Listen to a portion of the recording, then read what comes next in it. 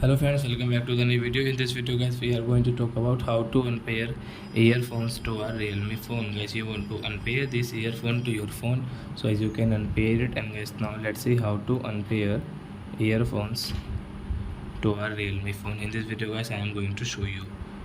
So first of all guys, open your phone setting to unpair this earphone. Then guys, you can see your Bluetooth setting. So guys, click on Bluetooth.